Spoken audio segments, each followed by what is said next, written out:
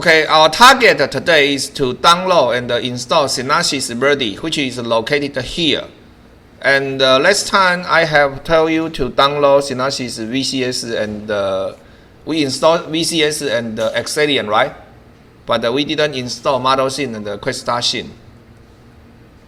So today the first step is to download Synopsys Verdi. The newest version provided by TSI is 2024.09-SP2. There are 5 files, and these files are extremely large. So if you complete download all of these files, you may extract and install using the same method. Okay, I always tell you one thing in my course. All software is installed using SOP, right? You didn't think that EDA tools can be installed this way. Basically, it can be summarized into standard SOP. So I use SOP to install it, but this will take us a lot of time. So when you finish download the process, please extract and install your Verdi to OPT EDA.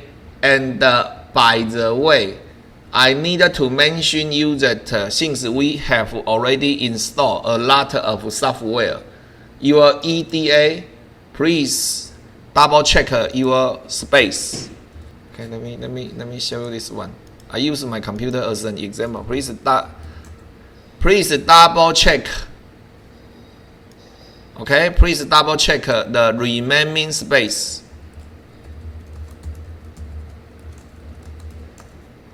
Okay, please double check your OPT free space. If your OPT is running out of space, next time I have tell you to move EDA directory to home directory. Remember? Next week. So before you extract and install Verdi, please double check your available space in your EDA directory. At least maybe you should have at least 100 giga remaining, because the compressed file is already 20 gigabyte, and when it extract it requires more space.